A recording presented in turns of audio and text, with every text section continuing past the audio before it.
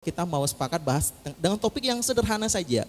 Eh, Topiknya bilang bahwa Yesus sahabat orang berdosa. Wah itu kemarin kita enak sekali ngobrol-ngobrol cerita tentang Yesus. Akhirnya kita terbuka begitu. Oh betul ya, Yesus dulu dia bisa menjangkau semua kalangan orang gitu. Bahkan dengan tipikal-tipikal jenis-jenis orang yang berdosa sekalipun, Yesus bisa masuk di sana dan jadi sahabat bagi mereka. Wow, bagaimana caranya begitu ya? Dia jadi sahabat buat wanita yang tidak baik gitu ya, yang penipu. Dia jadi sahabat dan orang-orang sana bertobat. Dan kita dengar dulu nanti penjelasan dari Pastor Yusak. Bagaimana menurut pandangan yang juga mungkin dituliskan di dalam buku ini. Bagaimana mendekati anak-anak muda juga, gereja bisa nggak jadi sahabat bagi semua orang dalam kondisi yang dunia sekarang tidak baik-baik saja. Ya. Jadi semua yang kita akan lakukan praktis selalu harus berakar di dalam gambaran besar Alkitab ya, di dalam karya Kristus. Nah, jadi kita akan bicara soal hal-hal praktis tentang anak-anak kita, penjangkauan dan sebagainya. Tapi saya percaya ini semuanya polanya ada di dalam karya Kristus sendiri, yaitu Yesus datang ke dunia kan, itu untuk menjembatani sebuah gap ya antara Allah dan manusia kan gitu kan. Nah akhirnya pas waktu di bumi orang heran kok dia juga bisa menjembatani antara yang kudus dengan yang paling berdosa. Jadi semua mengherankan orang-orang agamawi di pada zamannya. Nah sekarang konteks ini saya lihat terjadi juga di dalam kita melayani anak-anak kita. Ya saya kalau Bapak Ibu sekalian familiar dengan istilah-istilah generasi, itu kan ada grup-grup generasi kan. Gen X ya kan, Gen Y itu adalah milenial.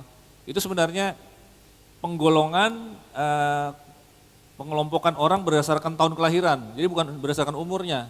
Ya, kalau Gen X itu antara tahun 65 sampai 80, saya ada di situ saya. Nah biasanya Gen X ini anaknya itulah Gen Z. Itu Gen Z itu antara tahun 95 sampai tahun 2010, anak saya tiga-tiganya ada di sana. Oke kan? Gen X sama Gen Z. Nah untuk pertama kalinya dalam sejarah, menurut saya, sejarah perjanjian baru nih, anak yang lahir dibandingkan dengan orang tuanya, itu mindsetnya sama sekali berbeda. Paling ada gap jauh. Kalau dulu petani mungkin di desa punya anak, ya anaknya ya petani. Cara menanam, cara menyiram itu semua sama. Teknologi tidak terlalu berkembang, sosial budaya semuanya hampir mirip-mirip gitu loh. Tapi sekarang pada saat saya punya anak saya generasi digital semua. Saya nggak tahu bagaimana pengalaman Bapak Ibu sekalian di rumah, tapi tiba-tiba anak-anak kita kasih komentar-komentar atau pendapat yang tidak sama dengan kita gitu loh, nggak ortodoks. Oke, pernah nggak dengar anak Gen Z bilang, aku nggak mau nikah katanya gitu. Oke, atau kalaupun nikah nggak mau punya anak. Ya, saya pernah dengar anak saya berkomentar seperti itu, saya bilang, lu Dedi kapan punya cucunya? Kayak gini caranya. Lalu anak saya si Angel itu pernah bertanya, padahal saya lagi setiap pagi kan nganter dia ke sekolah kan, di mobil saya cerita biasanya pagi-pagi sharing satu firman Tuhan yang saya pikir keren nih, saya mau cerita Daud dan Goliat sama dia, bla bla bla bla, tiba-tiba di cut, Dad, dari mana kita tahu apa yang ditulis Alkitab itu benar-benar terjadi? Pernah gak ditemukan tengkorak raksasa di Israel?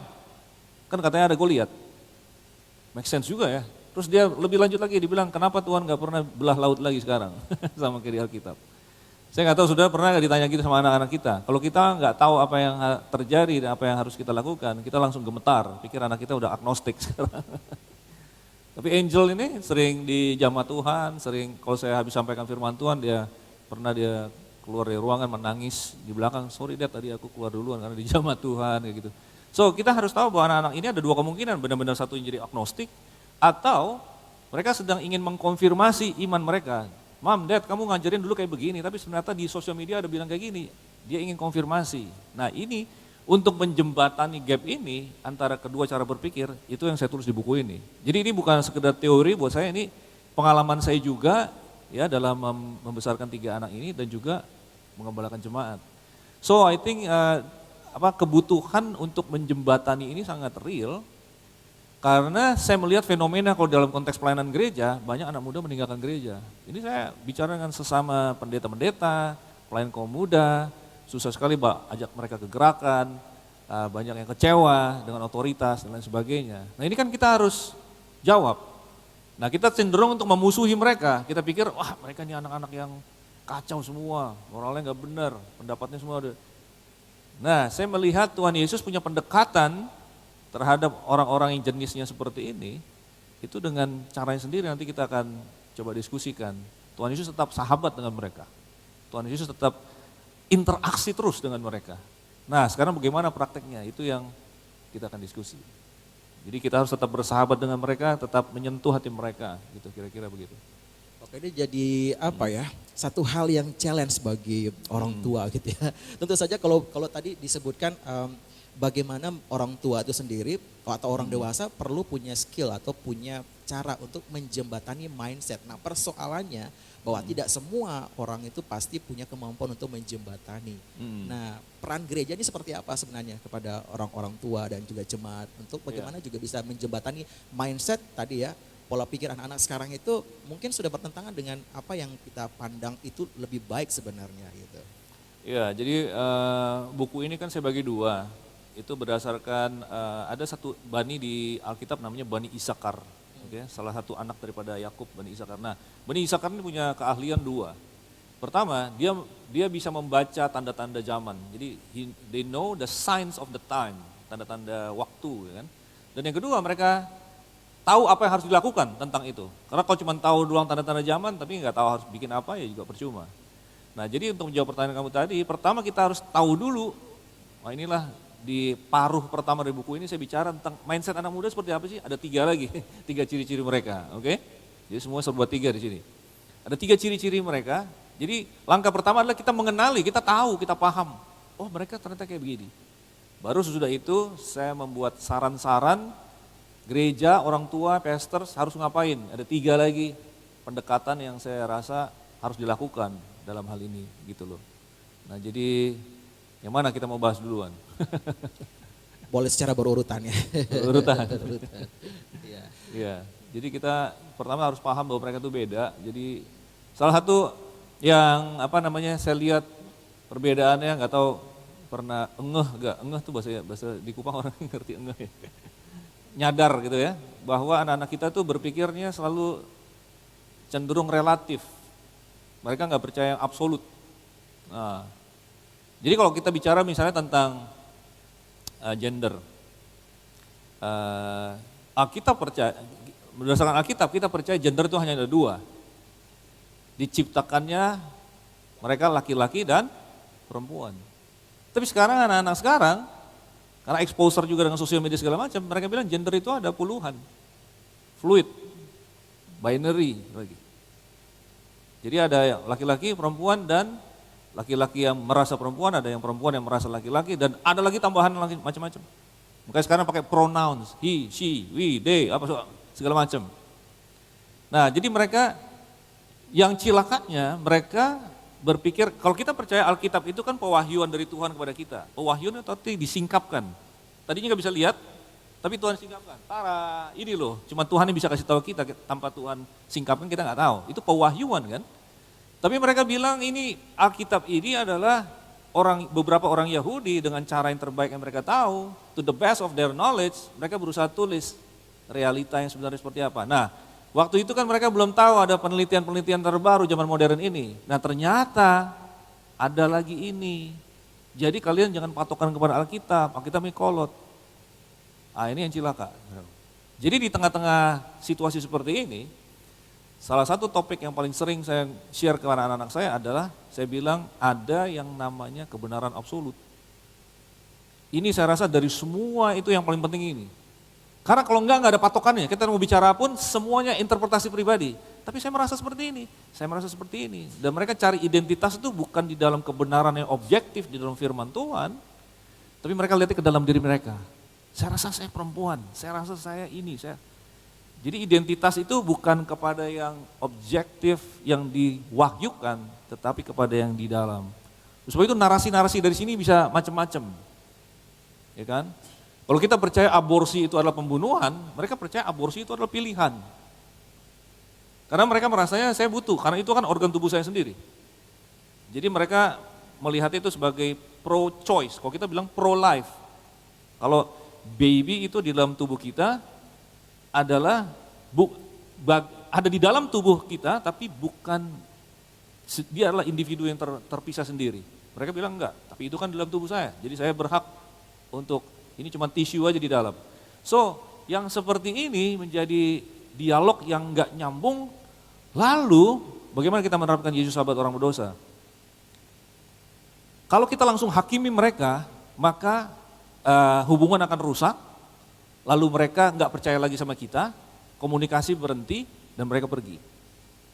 Nah sekarang bagaimana challenge-nya dalam situasi seperti itu, kita tetap menyentuh hati mereka, ada di sana bersama dengan mereka, menyampaikan kebenaran sedemikian rupa, sehingga kita tetap bisa percaya pada akhirnya mereka akan tahu kebenaran yang ada di dalam Alkitab, di dalam Kristus. Saya rasa kira-kira seperti itu challenge yang ada. Ini ada kaitannya dengan parenting juga ya. Yes. Jadi sebenarnya menjelaskan kepada anak muda itu mungkin tidak perlu tunggu mereka pada saat remaja gitu kan. Tapi pasti ada waktunya kapan yang tepat. Karena kan begini, anak-anak remaja, anak muda itu kan punya tahapan-tahapan mereka belajar. Apalagi dengan perkembangan media sosial sekarang justru mereka cenderung untuk lebih banyak menghabiskan waktu mereka di media sosial, termasuk bagaimana mereka mengartikan tadi salah satunya gender. Berpikir tentang aborsi dan dijelaskan bahwa mereka juga menganggap itu sebagai pilihan.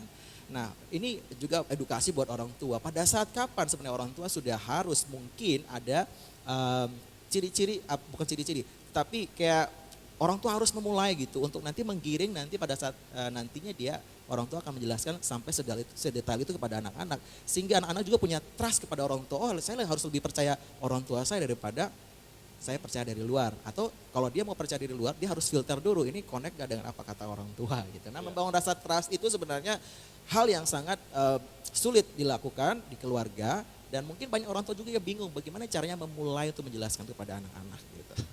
Iya, kalau kapan memulainya itu harus sedini mungkin. Karena ada realita begini, anak itu akan percaya misalnya, saya nggak mengatakan ini saya juga sempurna dalam melakukan ini, saya juga banyak terlambat ya.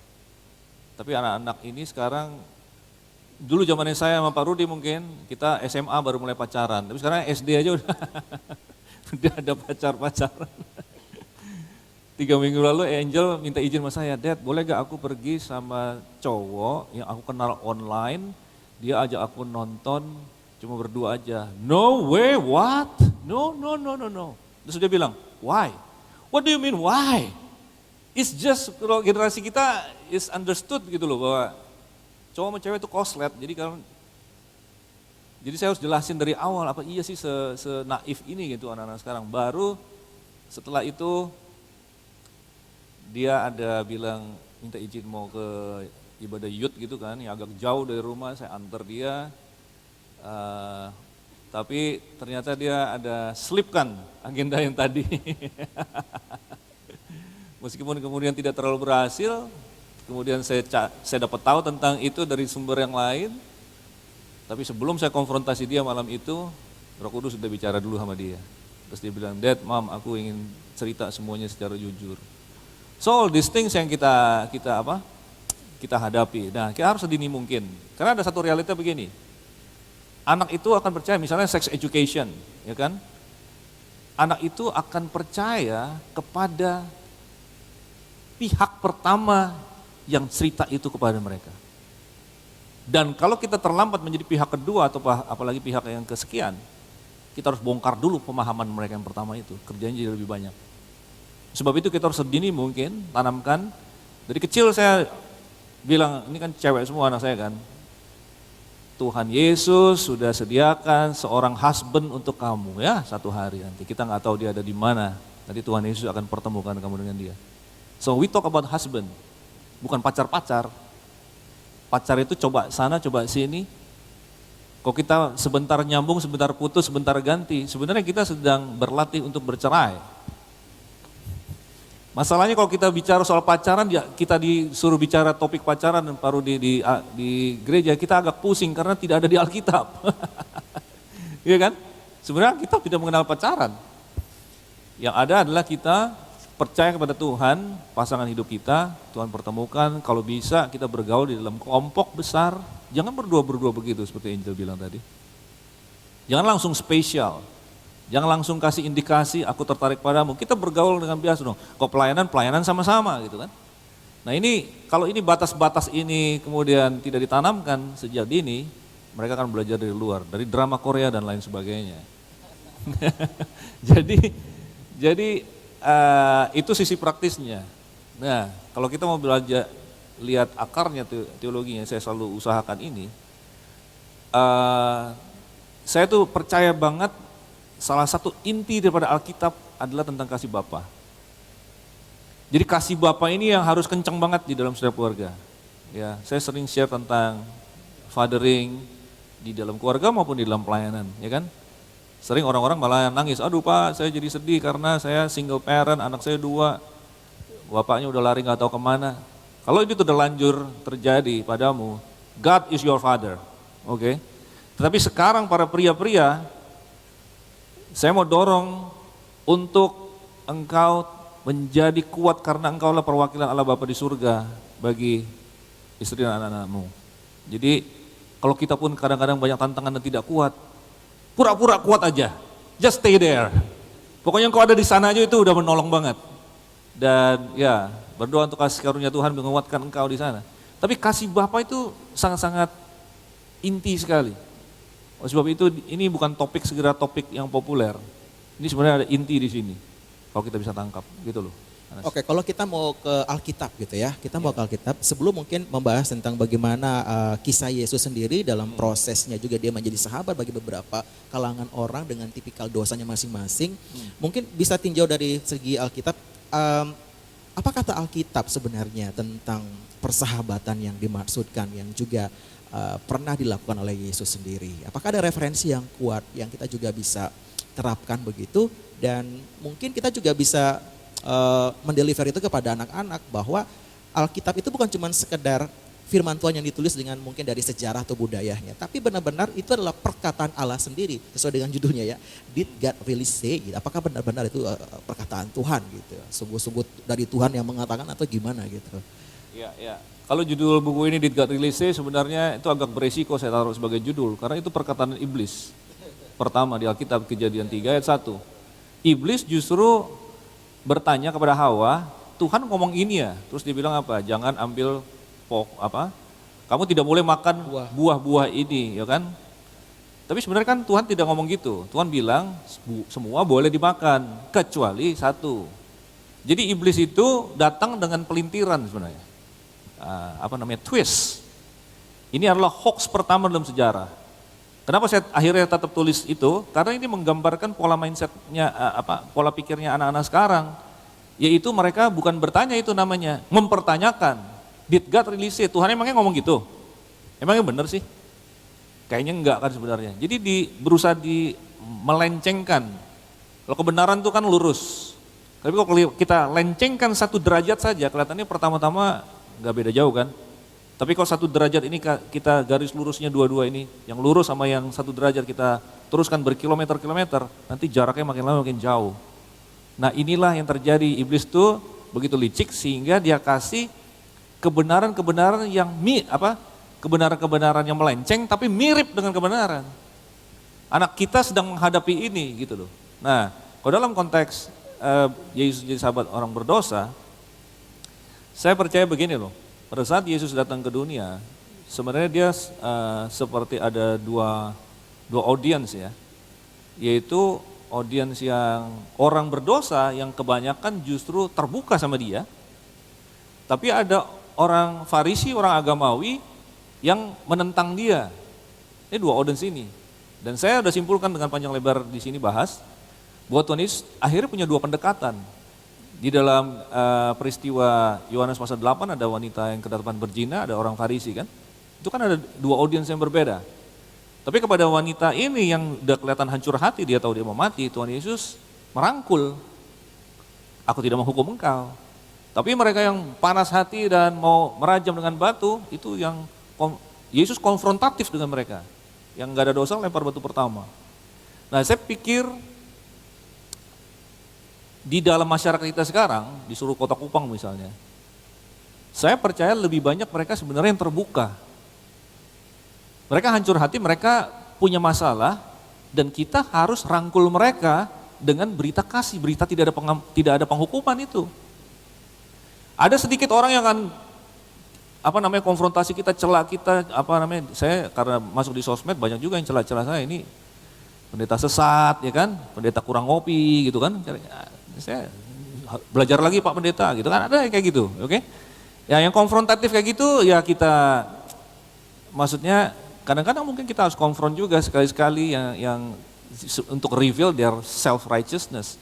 Tapi kebanyakan saya cuekin aja gitu, karena ada begitu banyak yang sebenarnya membutuhkan. Nah Tuhan Yesus waktu datang ke dunia, dia bergaul dengan orang berdosa. Selain ada sekelompok murid yang dia selalu bersama-sama, terus ada orang banyak, public ministry. Tapi kalau lagi personal dia suka ada satu kelompok lagi, sebenarnya orang berdosa, dia selalu punya teman orang berdosa. Nah, itu mengherankan kan? Habis Matius pemungut cukai bertobat, besoknya dia langsung bikin dinner, evangelistic dinner. Teman-temannya semua yang pemungut cukai juga kumpul, Tuhan Yesus hadir lagi. Sebab itu sebenarnya sahabat orang berdosa, Anas, itu adalah ledekan atau dicap orang Farisi, cap Yesus seperti itu. Tapi kita jadi belajar bahwa itulah, kalau kita benar-benar Christ-centered, dikuasai oleh Roh Yesus, kita akan sedemikian punya hati untuk orang berdosa, sampai orang nanti yang agamawi akan tuduh kita macam-macam. Sebenarnya sampai ke poin itu. Nah, dalam hal ini, saya taruh anak-anak postmodern ini dalam kategori ini. Kita harus rangkul mereka.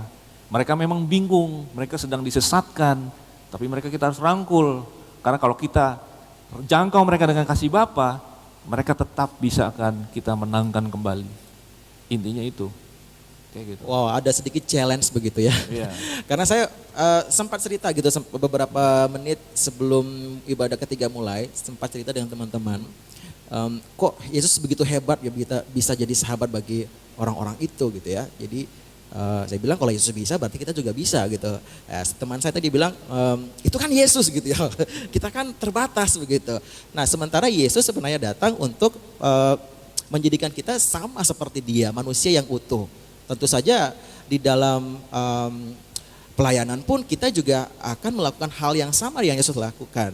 Nah persoalannya, apakah kita sanggup begitu untuk menjangkau orang-orang yang terbuang itu dengan ya kita tahu ada banyak sekali komunitas-komunitas yang jauh dari Tuhan gitu ya, ada komunitas LGBT. Apakah kita berani untuk ke sana gitu ya? Apakah kita berani untuk tadi kalau bilang merangkul itu kata kerja, artinya bahwa gereja yang keluar, gereja yang akan menjangkau, bukan gereja yang menunggu orang-orang itu datang terbuka, tapi gereja yang akan keluar. Nah, challenge-nya di situ. Challenge-nya akan menghadapi tadi ya, Yesus sahabat orang berdosa itu kayak labeling gitu ya kan. Seperti Yesus itu hanya dekat dengan orang berdosa, bukan orang yang suci begitu. Ya, jadi saya percaya saya bikin statement ini, saya sampaikan di beberapa kesempatan, saya bilang kalau Yesus datang ke kota kita hari ini, Tuhan Yesus tidak akan pergi ke gereja terbesar atau ke STT yang doktrinnya paling bagus.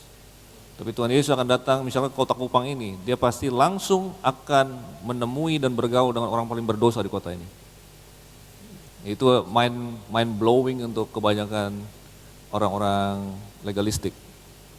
Tuhan pasti akan bergaul dengan mereka dan memang betul seperti kamu bilang tadi, ada banyak kebutuhan dalam masyarakat untuk kita jangkau. Kadang-kadang ada kasus-kasus yang quote in quote parah gitu kan, seperti mungkin LGBT, narkoba dan sebagainya. Tidak semua kita bisa terlatih untuk bisa menjangkau mereka. Tapi kita harus percaya di setiap jemaat lokal kita bisa bangkitkan, ada orang-orang yang punya beban itu, bisa dilatih khusus. Tapi secara garis besar, saya mendorong setiap gereja untuk selain mempunyai komsel, mempunyai penjangkauan khusus seperti ini, yaitu kita masuk ke dalam komunitas-komunitas orang berdosa.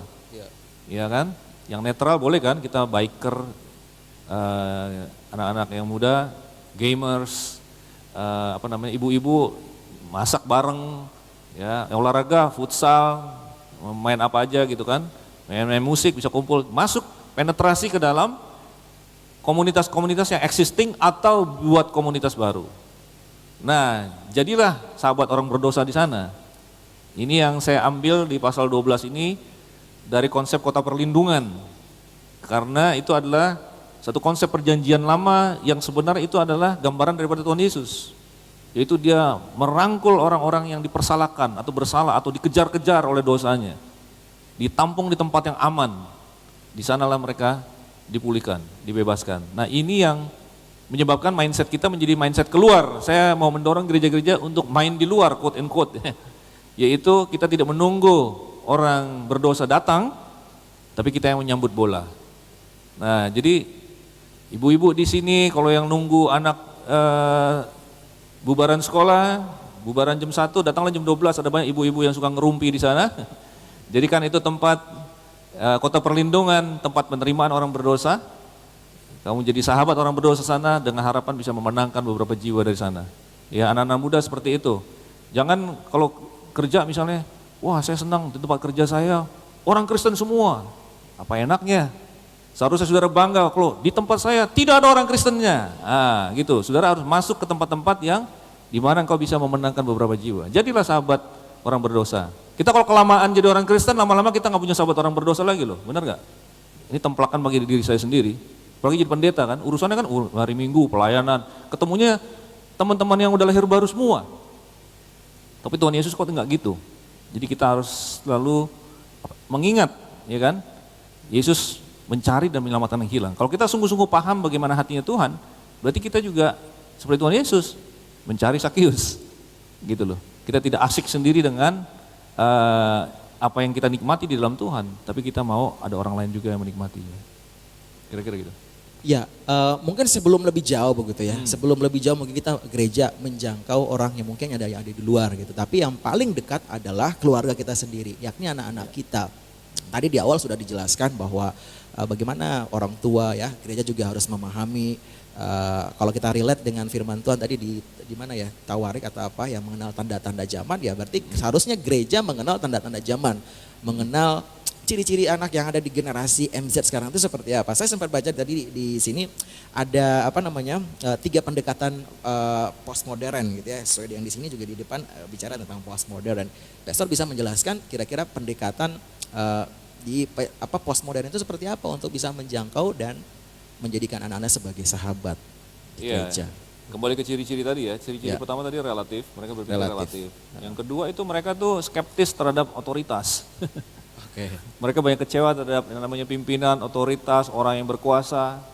Mereka merasa narasi atau kita punya apa, narasi itu apa ya, jadi ya narasi itu apa yang kita kampanyekan, apa yang kita keluar-keluarkan itu mengopresi mereka gitu. Jadi tadi seperti gender tadi, kenapa kalian bilang gender cuma 2? Bagaimana dengan kami? Jadi kalau kami harus percaya kamu, berarti kamu dari pandangan kamu, kami ini teropresi, berarti kami seperti ditekan, kami punya pandangan. Jadi mereka lari. Jadi zaman sekarang, pada saat kita berbicara pada generasi ini, mereka tuh nggak suka apa di lecture, mereka nggak suka digurui, ya kan? Kalau kita mungkin ada yang jadi guru di sini, ya kan? Kalau kita ngumpul aja sama mereka, misalnya ada 3 murid terus 1 orang guru, gurunya udah kayak posturnya adalah postur otoritas, itu pasti kebanyakan mereka tune out. Ini pasti mau ngomongin kami nih, gitu. Nah, saya mau usul kepada even guru atau even parents, ya. Dulu kita sering bilang, oh kita adalah orang tua yang punya otoritas, kita nggak bisa bilang diri kita teman. Sebenarnya kedua-duanya itu nggak bisa, jangan dibenturkan. Saya percaya kita orang tua yang punya otoritas, tapi kita juga teman dan bisa jadi teman. Jadi artinya bisa curhat-curhatan secara bebas. Tadi kan sahabat kan. Jadi bisa nggak kita itu, karena anak-anak ini begini, jangan ajari kami, jangan kuliahi kami, tapi berjalanlah bersama dengan kami dan tunjukkan kepada kami, show us, walk with us. Nah mereka lebih tepat seperti itu. Bahkan dalam konteks misalnya perusahaan melatih karyawan baru juga bukan dengan class setting, tapi dengan biasanya dikatakan internshipnya itu shadow. Jadi mereka melakukan hal yang sama berbarengan gitu loh. Jadi sekarang sekat-sekat otoritas itu mereka berusaha rombak. Ya, saya dengar ada kantor-kantor di Jakarta itu yang udah nggak pakai ruangan direktur, ruangan apa. Mereka ruangan boleh pakai ruangan mana aja. Dan nggak ada pembatasan-pembatasan itu, mereka mau tabrak semua. Jadi kita kan sama. Jadi yang membedakan adalah fungsi misalnya kayak gitu. Jadi hal-hal yang seperti ini kita harus sensitif gitu loh dengan otoritas. Jadi cara kita menyampaikan firman juga eh, saya kalau dengan kelompok kecilnya Angel ini kadang-kadang oke, Om cerita ya, kalian bebas mau bertanya kapan saja, silakan angkat tangan. Nah anak-anak ini, anak-anak Gen Z ini pikiran mereka cepat kayak Ferrari. Saya ngomong sedikit, mereka Om, Om, kapan selesainya gua sharing ini? Mereka potong-potong terus dan mereka memang seperti itu dan kita jabani aja mereka. Oke, jadi jangan sampai mereka ada pikir kita mau mengopres mereka. Karena otoritas yang alkitabiah, Tuhan meskipun punya otoritas dan berkuasa, Tuhan tidak pernah menekan orang. Tuhan justru mengatakan Dia ingin kita berjalan dalam firman-Nya untuk kebaikan kita kan sebenarnya. Jadi otoritas yang memberikan hidupnya malah kan Tuhan itu. Nah ini yang signal yang salah yang diterima oleh anak-anak generasi berikutnya di dalam generasi sebelumnya. Karena banyak di generasi sebelumnya yang gagal, banyak yang opresif, banyak controlling spirit. Nah kalau kita ingin melihat mereka disembuhkan ya kita menjauh dari itu dan benar-benar harus lihat. Kadang-kadang gini loh, ini satu challenge ya. Orang tua, oke, papa bilang gini, mama bilang begini, ayo kalian taat. Kalau mereka bantah, kita cenderungnya kan argue kan, ingin menunjukkan bahwa kami punya versi yang lebih benar dong. Akhirnya jadi argumentasi dan hubungan akan menjadi rusak. Sekarang mau gak kita misalnya, ini contoh saja, oke? Setiap kali ada challenge seperti itu, kita berhenti sebentar karena kita patokannya begini, kita bisa memenangkan perdebatan tapi kita kehilangan hatinya. Jadi kalau kita punya perspektif yang lebih jangka panjang, yang penting hubungannya baik sekali ini, saya ngalah kali ini, tapi saya cari cara bagaimana menyentuh hatinya dari samping, tidak frontal dari depan. Nah ini hal-hal seperti ini saya merasa menjadi tantangan kita. Nah, itu yang kedua. Yang ketiga adalah lucunya, meskipun mereka berpikir relatif dan mereka skeptis terhadap otoritas, lucunya yang ketiga, mereka tetap rindu kepada komunitas. Nah ini menjadi ciri yang memang ada negatif sedikit karena cara mereka mendefinisikan komunitas itu apa juga agak beda, ada unsur yang tidak alkitabiah. Tetapi di kerinduan di sana kan seperti, menurut saya seperti celah, di mana kita bisa penetrasi di situ, Pak Rudi. Kita bisa menggunakan kerinduan mereka itu, ya kita masuk, kita menjadi jawaban. Oke, ternyata otoritas nggak kayak gitu loh. Ini kita bisa tunjukkan, ada fathering spirit di sana. Dan kemudian kita bisa menemui mereka di komunitas mereka itu, yang mereka enjoy. Di kota perlindungan, di safe space saya sebutnya di bab 12. So all these things, kita pahami apa yang jadi mindset mereka, terus langsung kita jawab. Nanti kita bikin beberapa pendekatan. Oke. Oke, menarik tadi dikatakan bahwa bukan berarti Tuhan Yesus tidak punya otoritas ya. Dia tetap punya otoritas, tetapi otoritas yang bagaimana dikemas sedemikian rupa sehingga otoritas itu tidak terasa seperti otoritas gitu. Yeah. Karena kan tadi dikatakan bahwa anak muda itu tidak suka dengan otoritas, termasuk saya. Tidak juga suka dengan otoritas yang isinya tuh terlalu banyak yang bersifat instruksional gitu kan. Yeah. Harus didikte semuanya gitu. Itu kayak tidak ada kebebasan untuk kita juga bisa melakukan versinya kita gitu. Akhirnya kecenderungan kita juga tidak terbuka dan mungkin ada hal-hal yang tidak bisa kita kembangkan dengan baik. Nah, Yeah. Mungkin boleh digali lagi lebih dalam. Mungkin saya bisa kasih otoritas contoh Yesus. gini loh. Jadi waktu saya belajar parenting ya, parenting itu kan seperti funnel, seperti corong. Corong itu kan atasnya besar, di bawahnya kecil gitu kan. Waktu dia masih anak usia dini, kebebasannya kecil, yang banyak instruksinya. Kenapa instruksi? Karena kita ingin membangun satu boundary kepada anak-anak. Main jangan lari ke jalanan ya, ini air panas, pegangnya harus seperti ini, jangan main pisau. Itu boundaries, instruksi, directive. Nggak ada konsultasi, nggak ada kita tanya anak tuh, kamu mau nggak bawa ini panci panas ini? Kita nggak akan kasih mereka pilihan. Kebebasannya sedikit, instruksinya banyak. Tapi makin lama, instruksi itu kan makin terbentuk, kita nggak harus instruksikan lagi, maka mereka udah terbentuk gitu loh. Jadi makin banyak konsultasinya. Jadi makin lama, makin anak itu remaja, kita bisa berdialog sama mereka. Menurut kamu gimana? Dengan target 17-18 tahun, ini menurut saya nggak ada patokan artinya yang fix. Kita bisa lepaskan mereka tanpa kita banyak lagi instruksi, kita sifatnya hubungan kita bisa konsultatif. Apalagi nanti mereka udah menikah toh. Masa udah menikah jadi harus kita kasih direction lagi? Enggak. Nah, jadi, kesalah mengertian atau kita salah membaca season atau musim dalam hidup mereka ini menurut saya menyebabkan friksi yang berasal dari masalah otoritas tadi. Jadi pada saat kita harusnya udah berikan banyak kemerdekaan, kita masih nyonyor. Jadi mereka pergi.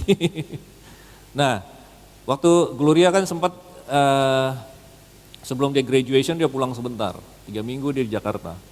Waktu dia udah mau terbang balik lagi untuk ke Inggris, saya lunch berdua dengan dia, berdua aja.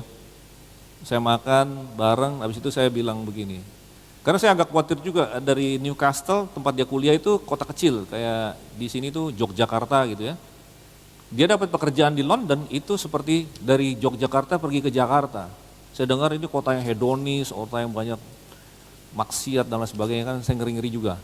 Lalu saya bilang sama Gloria, Dedi nggak bisa awasin kamu 24 jam. Dedi nggak bisa kirim drone atau CCTV untuk ngawasin kamu. But I hope you make good decision. Karena kamu itu sangat berharga, you are so precious. Kami udah tanamkan nilai-nilai ya tentang Tuhan Yesus dari kamu kecil. Nah, Dedi mau kamu tahu begini. Pada saat kamu misalnya mengambil stupid decision, satu keputusan yang bodoh, tawaran-tawaran yang tidak bermoral, kamu bukan melanggar sebuah hukum, tapi kamu menghancurkan hati seorang Dedi. Setengah globe, setengah lingkaran bumi ini jauhnya Dedi kamu. Tapi hati dia hancur pada saat kamu mengambil keputusan itu. So jadi dia tahu this is not about the law. Ini bukan tentang melanggar hukum, tapi ini masalah hubungan dan dia tuh begitu berharga di hadapan saya. Dari seluruh miliaran manusia yang ada seorang Dedi yang sayang sama dia menganggap dia itu sangat berharga. So saya berharap dengan ini saya bisa dapatkan hatinya dia. Ya kita tidak tahu apa yang sebenarnya terjadi, saya belum pernah visit dia sampai sekarang. Tapi saya berharap dia baik-baik saja dan Tuhan melindungi dia. Itu kira-kira challenge-nya seperti itu. Anas? Ya, oke. Tadi disebutkan ada 3 karakteristik pendekatan gitu kepada generasi postmodern ya. Tadi memahami bagaimana anak-anak itu sangat relatif. Kemudian yang kedua itu tadi mereka skeptis terhadap otoritas yang baru saja kita bahas gitu ya. Dan yang ketiga menariknya adalah bahwa komunitas itu sebenarnya sangat hal yang tidak jauh dari mereka dan itu area penjangkauan yang juga bisa dibilang strategis begitu. Kita tahu apa menjadi kesukaan mereka, kita tahu apa menjadi komunitas mereka sebenarnya. Nah, ngomong-ngomong tentang komunitas gitu ya, banyak komunitas nih di gereja gitu ya.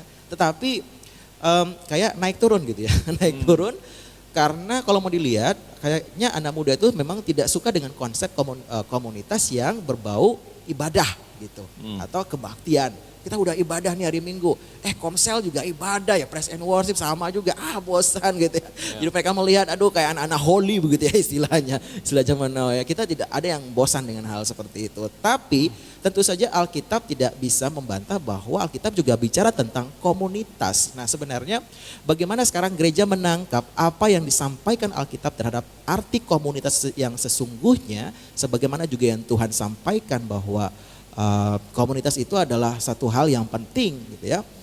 Bagaimana gereja memahami dan juga jemaat begitu memahami apa arti komunitas yang disampaikan oleh Alkitab itu. Apakah selamanya merujuk kepada 2-3 orang berkumpul artinya berdoa beribadah, atau gimana sebenarnya konsep Alkitab yang bisa kita terjemahkan di dalam pendekatan kita kepada anak muda saat ini? Ya sebenarnya kita simpelnya yang namanya komunitas orang kumpul bareng seneng-seneng itu berdasarkan apa? Saya rasa bukan karena lokasi, ya. Saya banyak orang tetangga saya nggak kenal, ya, apalagi di Jakarta kota besar. Sebenarnya orang berkumpul membentuk komunitas itu berdasarkan interest, berdasarkan passion, berdasarkan apa yang mereka suka.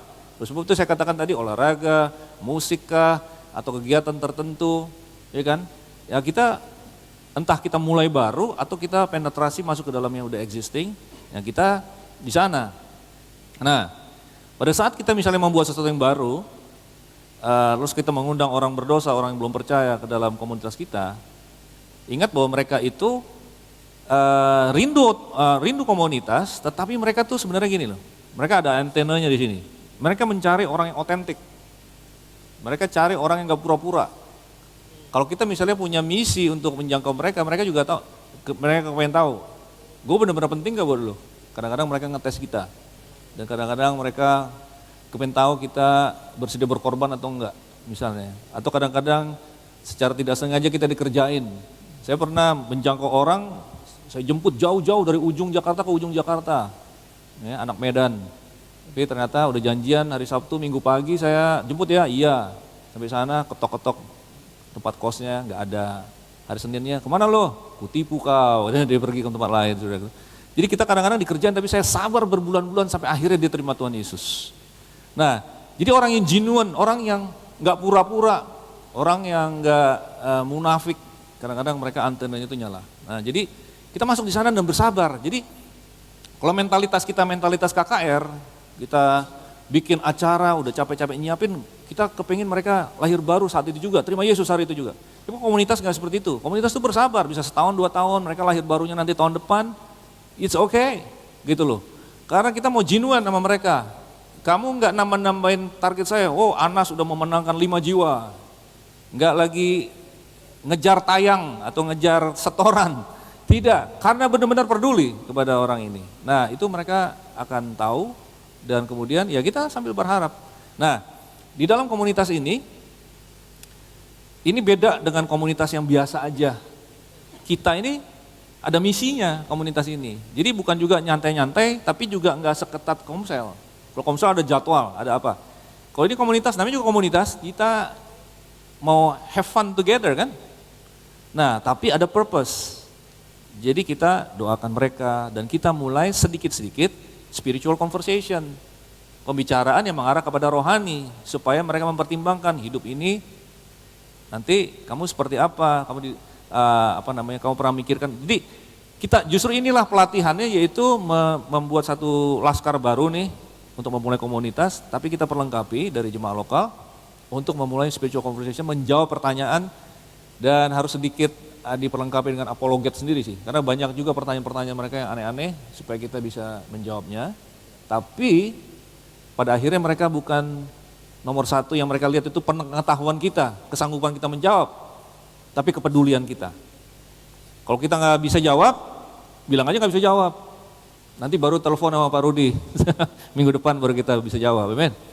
Jadi jangan pura-pura tahu semua. Yang penting justru kepedulian kita yang berbicara kepada mereka. Saya pikir ini jadi seperti penginjilan yang slow, bertahap, pelan-pelan gitu loh. Dan ini tetap akan lebih mengena dibandingkan yang frontal, kayak gitu. Ya, menarik pembahasannya, tapi akan lebih berlanjut pembahasannya di dalam sesi tanya jawab. Jadi ini terbuka pertanyaan, dan juga pasti akan ada penjelasan-penjelasan yang baru yang berkembang dari pertanyaan-pertanyaan Bapak Ibu sekalian, saudara-saudara. Kita buka 3 penanya ya. Nah, kalau misalnya ada yang mau bertanya lebih dalam gitu ya, penasaran dengan apa yang disampaikan oleh Pastor Ayusak, dan juga mungkin butuh pemikiran ya segala macam, boleh 3 penanya Bapak Ibu sekalian. Dipersilakan siapa yang mau bertanya. Ya, ada Kak Dion 1, oke. Siapa lagi Bapak Ibu? Ada lagi?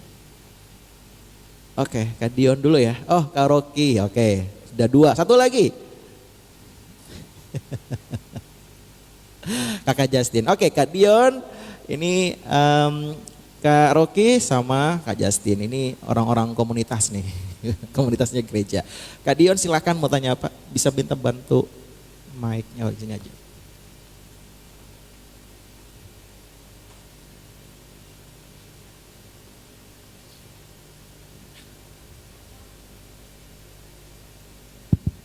Selamat siang, Pastor Yusak. Terima kasih, pengayaannya luar biasa sekali untuk kita, khususnya dalam membina suatu komunitas. Tapi saya pribadi lebih tertarik ke arah pendekatan. Kita ambil perumpamaannya ya tadi ya, seperti Tuhan datang untuk orang berdosa. Sebenarnya ini pasti kita terapkan masing-masing. Kita pasti punya kenalan, ataupun orang yang baru kita temui, itu sudah bisa kita ketahui, oh ini orang yang tepat seperti apa yang Tuhan minta gitu. Kita datang kepada orang yang membutuhkan. Kalau saya cenderungnya tidak berbilang orang yang berdosa, karena dosa itu Tuhan yang menentukan. Mungkin hanya orang yang membutuhkan kebenaran Tuhan. Penjelasannya sudah panjang banyak, cuman tadi saya sedikit kurang nangkep atau mungkin tadi udah disampaikan tapi saya lagi nggak fokus terkait gimana kalau misalnya yang coba kita kenalkan dengan Tuhan ini nggak berubah. Dia mungkin kuncinya tadi sabar ya, Pastor ya. Cuman kita manusia, kita juga punya segala sesuatu ada batasnya masing-masing. Nah, semisal orang ini tidak bisa lagi kita ajak untuk mengenal Tuhan lebih dalam, itu apa yang harus kita lakukan? Sedangkan kita punya inovasi juga sudah minim. Nah itu minta pendapat lagi aja Pastor, terima kasih. Yes. Saya ahli dalam menjawab pertanyaan-pertanyaan yang mudah, oke? Pertanyaan jangan susah-susah ya. Ya, orangnya nggak berubah ya.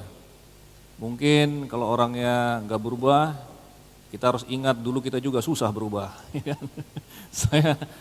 Saya lahir baru umur 18 tahun tapi hilang dari Tuhan lu lama juga gitu loh, dan bandel dan sebagainya.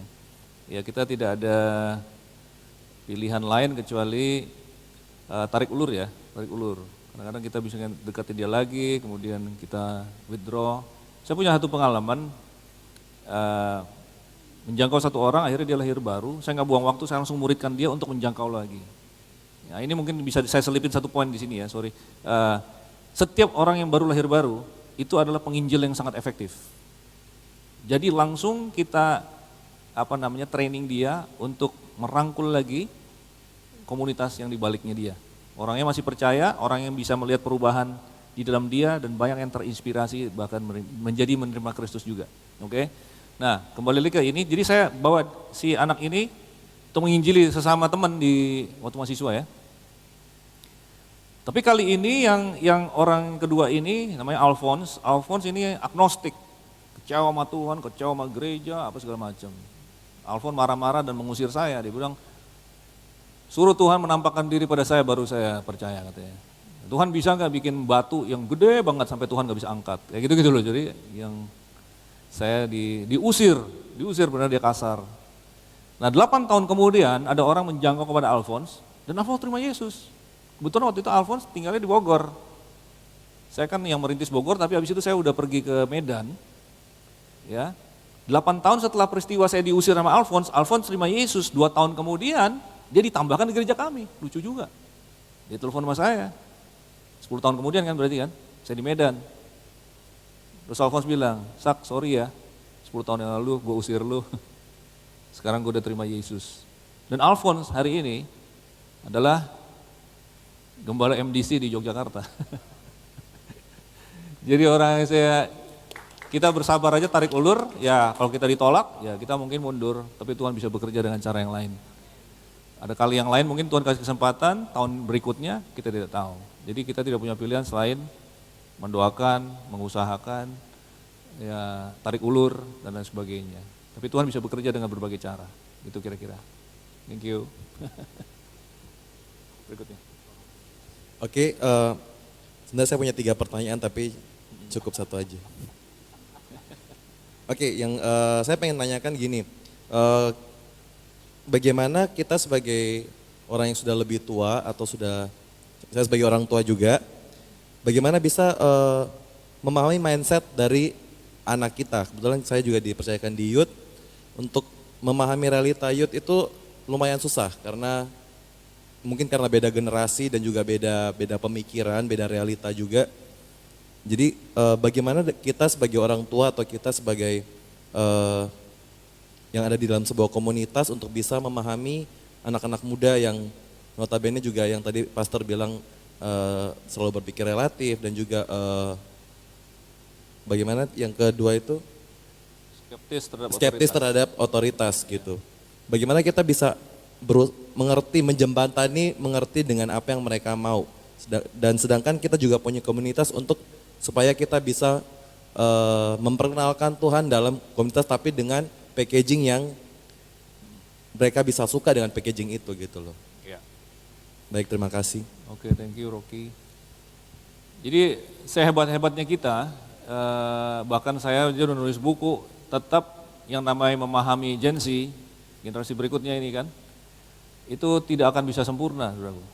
Sehebat-hebatnya kita belajar, sehebat-hebatnya kita berusaha, mindset mereka tetap lain. Dan jadi kiatnya kita, saya percaya kalau kita mau melayani intergenerasi, kayak misalnya Rocky melayani lagi yang lebih muda lagi, kita harus cepat training orang dari kelompok usia yang sama, sesegera mungkin.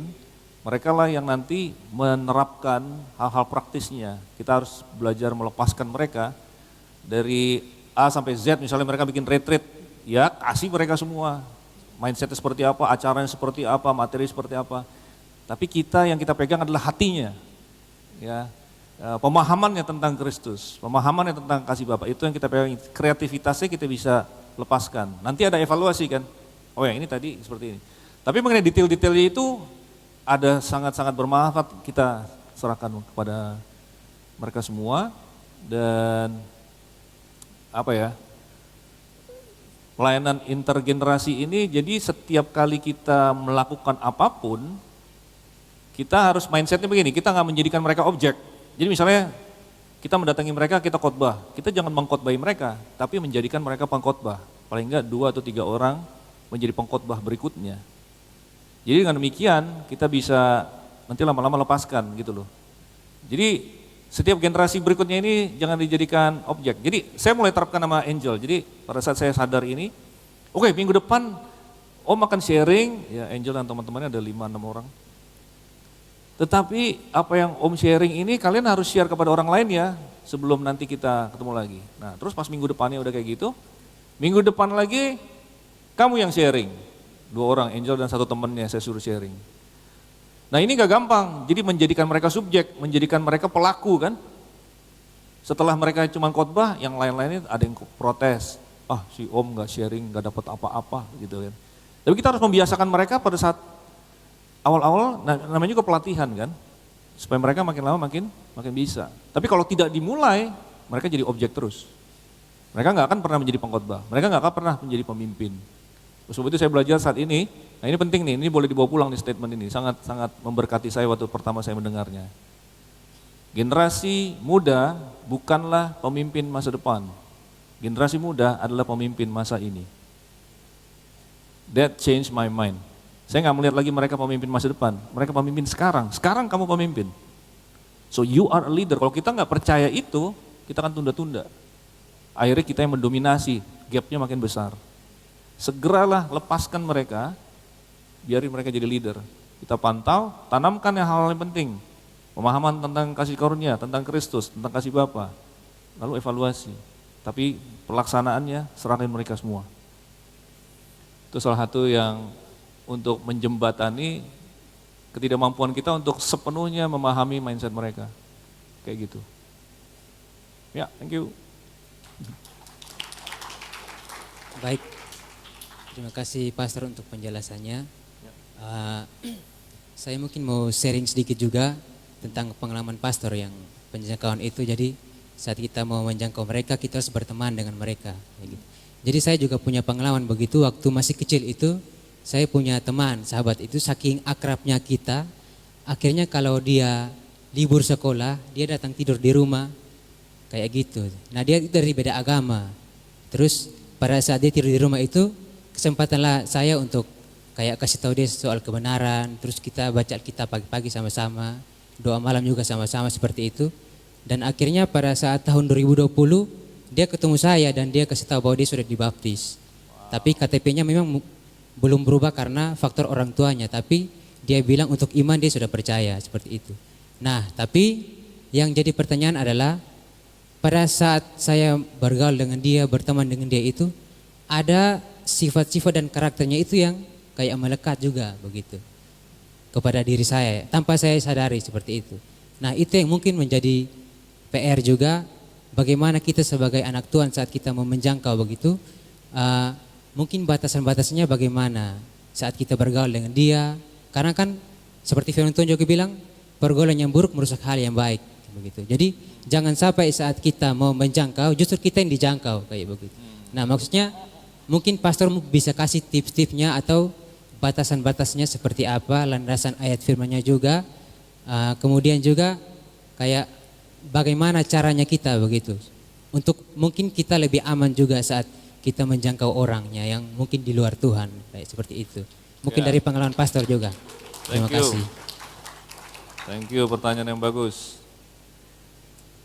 Kita tidak punya pilihan lain kecuali kita menjadi kuat di dalam Tuhan, ya kan? Sehingga kita tidak gampang digoyahkan. Selain itu kan kita juga punya komunitas yang terkait dengan kelompok besar kita di dalam jemaat. Itulah pengaman kita. Kita menjangkau keluar, tapi empoweringnya kita dari rumah Tuhan ini kan. Jadi kita tetap harus terkonek, itu pertama. Selebihnya saya mau kasih satu pandangan aja bahwa kalau kita mau bergerak di luar, kita bergerak di dalam movement ya di luar gereja, kita harus siap-siap untuk pola pikir kita juga banyak ditantang. Artinya kalau melayani di luar itu tidak teratur seperti di dalam gereja. Pelayanan di luar itu, pelayanan movement itu messy. Bukan Messi juara dunia, bukan, messy. Kacau, berantakan, tidak rapih. Orang bisa sembuh dari narkoba, besoknya kumat lagi. Jatuh dalam dosa lagi, imoralitas lagi, ngerokok lagi. Kita harus siap dengan itu. Dan disinilah justru fungsinya kita memberikan satu nuansa yang lain dalam pelayanan. Karena kalau di gereja orang-orang kayak gitu misalnya jatuh atau kumat lagi, mereka udah takut datang ke gereja. Oleh sebab itu akhirnya mereka menjadi tidak quote and quote tidak terjangkau. Karena mereka mau datang aja udah malu. Nah pada saat kita mau bersedia berada di tengah-tengah mereka, kita harus siap dengan yang seperti ini, jadi lebih bersabar, kacau, tapi kita tetap harus beriman mereka akan suatu hari akan menjadi lebih rapih.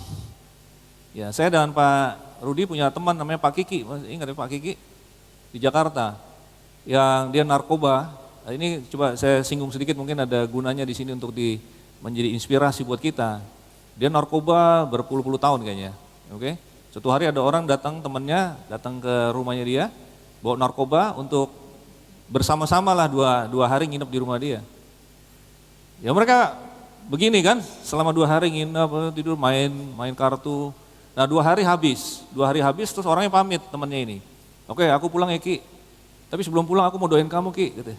Ini orang bawa itu, tapi mau doain Pak Kiki. Terus didoain, terus orangnya pulang. Terus Pak Kiki merasa ada seperti awan hitam yang keluar daripada ini dia. Tapi tidak terjadi apa-apa, dia masih terus. Setahun kemudian muncul satu kerinduan untuk dibaptis. Belum bergereja loh ini, tiba-tiba ada pendaftaran baptis, dia masuk baptis. Masih belum terjadi apa-apa. Berapa minggu kemudian, dia kembali ke night club, dia bawa narkobanya itu, lalu dia masuk ke mulut, tiba-tiba pahit. Mulai hari itu sampai sekarang tidak pernah lagi. Jadi rapihnya itu setahun lebih kemudian. Jadi kita hanya perlu masukkan di dalam pemahaman kita, melayani di luar itu tidak rapih. Bisa terjadi variasi-variasi macam-macam. Tapi intinya kita harus tahu, orang diselamatkan karena percaya kepada Tuhan Yesus Kristus, dan di dalam kasih karunia itu ada kuasa yang menyelamatkan, juga kuasa untuk mengubahkan orang. Jadi jangan Tuhan menerima mereka apa adanya di awal, tapi Tuhan tidak membiarkan mereka seperti itu, Tuhan akan bekerja. Yang penting kita tetap percaya ini, ada roadmap-nya. Cuman kita harus lebih bersabar dan lebih terbuka terhadap varian-varian yang akan terjadi. Saya percaya itu aja. Kalau dengan diperlengkapi dengan mindset ini, saya rasa kita akan tetap semangat dan terus konsisten ke depan. Ya, saya harap itu menjawab. Wow, luar biasa. Tadi bicara tidak beraturan ya. Saya ingat bahwa Roh Kudus waktu turun juga tidak beraturan tuh ya. Dengan api, nyala api, dan dia bisa menjamah banyak orang dan menjadikan karunia yang tidak beraturan juga gitu ya, beraneka ragam. Sehingga orang bilang orang yang punya dipenuhi oleh Roh Kudus itu orang yang gila ya. Karena memang ya kegilaan Roh Kudus seperti itu. Kita juga punya spirit yang sama juga untuk buat kegerakan, tidak terstruktur, tidak terkonsep, mengalir begitu saja, karena pasti Roh Kudus yang akan menolong kita. Termasuk juga hasil daripada apa yang kita lakukan itu menjadi bagian pekerjaan Roh Kudus yang juga nanti akan memberkati selanjutnya. Nah ini karena waktu sebenarnya ya berdoa ya Pastor Rudi, one day kita mau buat summit 3 hari lah gitu ya, karena 1 jam 2 jam itu tidak cukup gitu. Banyak ilmu dari Pastor Yusak yang kita perlu dapatkan gitu ya.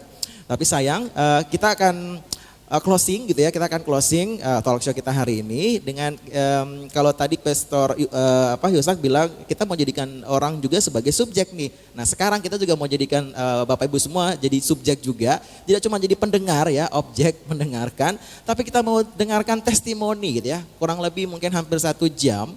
Apa yang Bapak Ibu bisa kasih feedback, saya dapat apa sih hari ini dari Pastor Yusak gitu ya dalam talk show ini, ada insight atau kata-kata kunci gak yang memberkati saya. Saya mempersilahkan Bapak Ibu semua secara bebas ya, boleh maju ke panggung, tapi 5 saja, bukan bebas tapi semuanya, 5 saja. Nanti dapat door prize Bapak Ibu ya. Nah itu door prize-nya itu yang akan mendorong Bapak Ibu untuk lebih cepat maju ke panggung. Kasih testimoni mungkin 1 kalimat saja begitu kesannya. Apa sih yang saya diberkati dari pembahasan dari Pastor Yusak mungkin dalam waktu yang singkat tadi gitu ya. Silakan 5 orang dapat door prize, ini rahasia nih door prize-nya ya gitu. Nah, loh ini spesial Valentine sih. 5 orang ya boleh Bapak Ibu yang digerakkan diberkati tadi oleh pembahasan oleh Pastor Yusak, ayo mari. Oke, Karian mari maju. Oh tidak.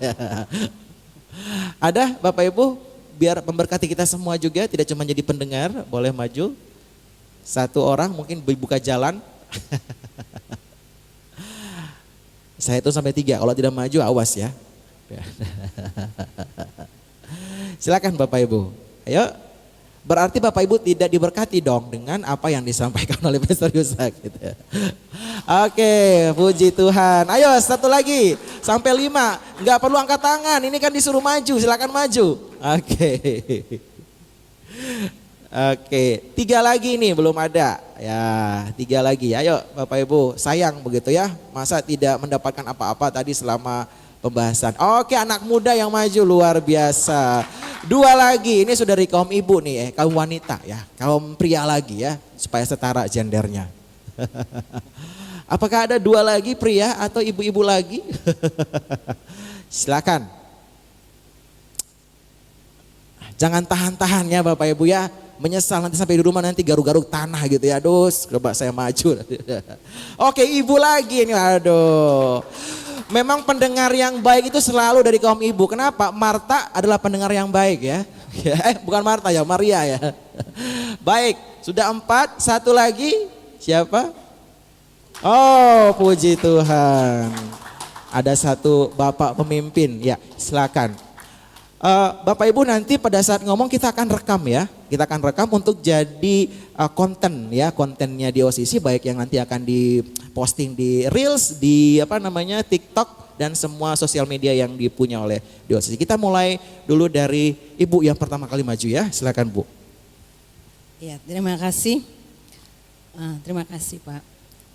Saya sangat diberkati karena pertama untuk mendengar bahwa banyak anak muda yang keluar dari gereja, itu pernah saya dengar terutama dari seorang pemimpin gereja. Dia katakan bahwa bagaimana gereja harus punya cara untuk menjangkau anak-anak muda yang sekarang telah meninggalkan gereja, terutama di negara-negara lain. Dan saya tahu ada beberapa negara karena mereka merasa bosan dengan cara aturan-aturan yang ada dan banyak lagi. Dan saya pernah sharing dengan beberapa pendeta, dengan teman-teman pelayanan, saya bilang bahwa katanya itu kesalahan gereja. Sebenarnya gereja bagaimana caranya untuk menjangkau. Saya sendiri ngomong begitu tapi saya sendiri tidak tahu bagaimana cara menjangkau. Saya pelayanan di penjara cukup lama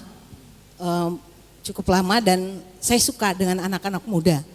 Karena ketika mereka di sana, ketika kita mendekati mereka, kita rangkul mereka, bahkan banyak isi hati, mereka curhat apa yang mereka rasakan, apa yang mereka perlukan.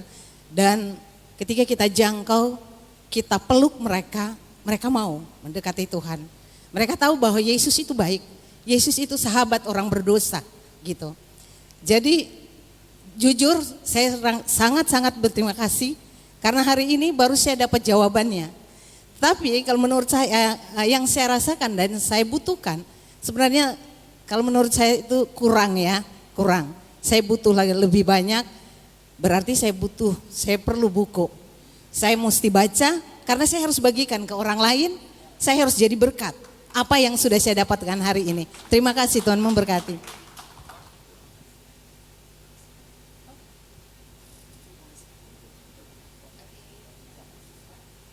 Jadi shalom semuanya. Eh, Nama saya Kezia dan apa yang saya dapat dari Pastor Yusak sebenarnya saya sangat terharu sekali bagaimana kedekatan Pastor Yusak dengan putrinya karena saya dapat bilang bahwa tidak banyak anak muda apalagi terkhususnya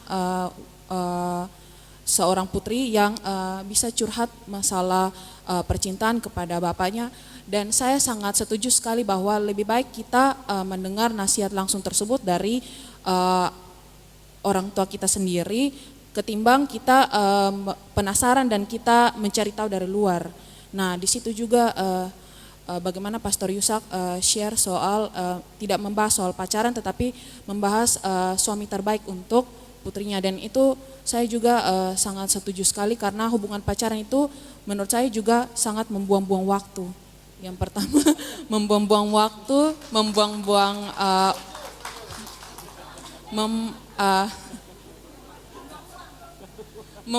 waktu dan membuang uang. Jadi saya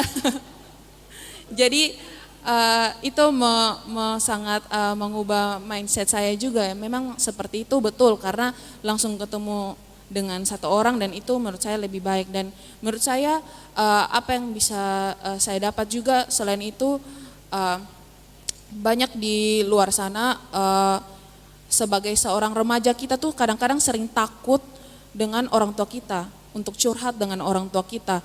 Nah, karena kalau misalkan kita curhat dengan orang tua kita, kadang-kadang kita di-judge gitu, dinasehati dan kadang-kadang juga dimarahin. Kamu begini, kamu begini, kamu begitu dan sebagainya. Tetapi bagaimana tanggapan orang tua ketika anaknya curhat itu juga sangat penting sekali dan itu masukan yang sangat bermanfaat sekali. Bagaimana Pastor Yusak menanggapi putrinya dengan bijak dan juga dengan santai sehingga kita yang tadinya kaku, kita jadi besok-besok kita curhat sama bapak kita gitu. Besok-besok kita jadi lebih lega dan jadi lebih santai dan kita juga jadi memilih daripada curhat-curhat di sembarang orang yang mungkin kita tidak tahu kalau kita curhat di sahabat kita atau teman-teman kita bisa saja mereka membocorkan rahasia kita, tapi kalau kita curhat dengan orang tua sendiri itu jauh lebih bermanfaat dan juga kita juga mendapat banyak masukan dari orang tua kita sendiri yang jauh lebih berpengalaman di atas kita. Itu saja. Terima kasih ya anak muda yang sangat luar biasa. Semoga jadi berkat buat teman-teman di BSJ Youth ya. Ya, silakan. Shalom, saya sangat diberkati oleh sharing siang hari ini karena apa yang di-sharing siang hari ini memang itu yang sedang terjadi di kalangan anak muda. Terkadang tadi sangat diberkati dan mengingatkan karena kebetulan saya terhisap dalam pekerja dalam satu pelayanan yayasan, pelayanan anak dan youth, dan ini sangat memberkati bagaimana cara pendekatan untuk anak-anak yang sering terjadi yang saya temui di lapangan itu seperti yang di-sharing tadi. Anak-anak itu seperti Keisha bilang, terkadang mereka lebih nyaman di luar itu karena orang tua kehilangan hati anaknya dan mereka lebih nyaman di luar. Dan itu garis bawahi kalau yang orang tua ada di sini itu lebih baik buat anak senyaman mungkin di dalam rumah daripada mereka lebih nyaman di luar dan mereka salah curhat di luar sana dan salah jalan. Nah, itu poin yang pertama. Dan yang kedua, tadi ada bilang tentang hati. Kalau kita pelayanan tidak bisa fokus pada diri kita untuk bisa mengubah orang lain. Terkadang kita yang pelayan Tuhan aja yang terhisap dalam pelayanan butuh waktu untuk kita berubah, butuh waktu untuk kita mengenal pribadi Kristus. Apalagi orang yang wawasannya, pengenalannya akan Tuhan minim, itu butuh waktu dan itu kembali pada diri kita. Bagaimana kita dulu yang memiliki kasih di dalam kita supaya kita bisa memberi kasih itu kepada orang yang kita jumpai atau jiwa-jiwa yang kita jumpai dan kita apa yang kita ingin dari orang itu untuk dia berubah mulai dari diri kita dulu. Misalnya kalau kita di anak-anak muda atau di anak-anak kita ingin dia menjadi anak yang suka memberi, apakah kita yang ngomong ini sudah bisa memberi contoh itu atau kita hanya sekedar ngomong doang seperti itu. Jadi seringkali saya di pelayanan anak seringkali saya temui ada begitu banyak anak yang nakal yang saya gini dulu, ada apa ya dengan anak ini, spirit yang dia ini nih kadang cari perhatian. Kalau dia cari perhatian pasti ini ada sesuatu dengan anak ini. Dan kita mulai cari pendekatan, mungkin kita akan sering sebut namanya supaya dia rasa ini dia dapat perhatian khusus dari kita. Dan setelah dicari tahu itu pasti ada penyebab latar belakangnya seperti apa sehingga dia menjadi anak yang sangat nakal. Mungkin kalau guru-guru di kelas menjadi anak-anak yang sangat ganggu temannya kiri kanan, bahkan mengganggu kita sebagai guru atau apa seperti itu, pasti ada penyebabnya.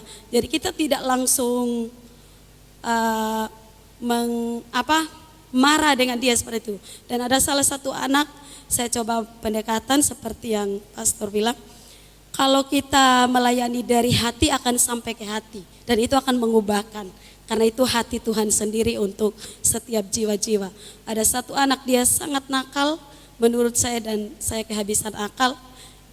Coba diam sejenak, Tuhan, pendekatan apa sesungguhnya yang harus saya buat. Dan kita pasti dibantu oleh Roh Kudus untuk memberikan pendekatan seperti apa. Dan di situ ternyata saya cari tahu latar belakangnya itu ternyata memang di rumah dia sering kena pukul. Tidak pernah dia dapat yang namanya sebuah sentuhan kasih, sebuah cinta dia tidak pernah dapat. Dan disitulah kita memberikan, memperkenalkan mereka dengan kasih yang sesungguhnya atau dengan cinta yang kita dapat dari Tuhan. Jadi dari hati akan sampai ke hati, mungkin itu saja yang saya sangat diberkati siang hari ini. Terima kasih. Terima kasih Pastor, saya puji Tuhan. Yang saya dapatkan memang kita saya sebagai orang tua ya, parenting, saya mendapatkan dahulu kasih Bapa, dan kemudian itu yang saya terapkan di anak-anak. Jadi saya bilang aturan-aturan seperti yang Pastor bilang tadi, bahwa ada aturan yang jelas di dalam Alkitab. Saya kasih itu aturan yang jelas, tetapi kenyataannya kan ternyata mereka tidak ikut seperti apa yang kita kasih. Tetapi saya selalu bilang, karena saya sudah mendapatkan mengenai kasih Bapa itu, saya terapkan ke mereka sampai saya dapat tadi Pastor bilang, yang Pastor ngobrol sama anak bahwa jika kamu membuat keputusan yang salah, keputusan yang bodoh, kamu mengecewakan, iya kan? Tetapi tidak sampai di situ Pastor yang saya dapatkan. Saya bilang, sekalipun kamu mengecewakan mama, karena mama juga manusia, tetapi Tuhan Yesus akan tetap mengasihi. Maka ketika satu saat, jujur ini pengalaman, anak saya berbuat kesalahan, dia tidak takut datang. Dia tidak takut, malah dia memang sih ada rasa takut, tetap dia datang, dia masih duduk jongkok-jongkok, minta maaf, mama tetap sayang beta kok, ini bahasa orang Kupang, mama tetap sayang beta kok. Ya iyalah, mama tetap sayang, apapun adanya kamu tetap mama sayang. Nah, itu yang dia rasakan kasih Bapa, sehingga akhirnya dia ngobrol. Dan pada saat itu saya juga, aduh Tuhan, ternyata begini. Saya juga bukan orang sempurna, saya juga justru mengalami kasih Tuhan karena saya tahu saya banyak bersalah, tetapi saya diampuni sama Tuhan. Nah, maka itu juga saya berikan kepada anak-anak saya, maka mereka jadinya tidak terbatas untuk datang kepada saya. Itu yang saya dapatkan, puji Tuhan. Terima kasih. Salam. Ya, terima kasih karena Tuhan kita Yesus Kristus yang mana telah mempertemukan khususnya saya di gereja di UCC bisa ketemu Pak Pastor Yusak, ya ini sangat luar biasa. Sebelumnya kan kami perkenalkan dulu, nama saya Sukirti, saya usia 76 tahun, saya bergabung dengan Pak Rudi 2014 ya, saya datang ke Kupang ini. Karena tempo hari saya pensiun di Jawa. Kebetulan saya ke sini, kok saya cocok di sini. Tuhan menunjukkan saya di sini. Padahal saya dulu belajar di Petani, tapi begitu saya masuk Kupang, saya digiring ke sini. Itu sampai saat ini. Kemarin pada waktu pandemi, saya tidak bisa ikut karena saya gampang terganggu. Itu jadi tadi dikatakan oleh pembawa acara, kita suruh mengambil kata kunci yang Bapak Pastor Yusak jelaskan. Sebenarnya itu bukan untuk kaum muda, sebenarnya untuk kita yang tua-tua juga. Itu setelah saya pelajari, dan saya mempunyai kata kunci satu yang dari Pak Pastor Yusak, yaitu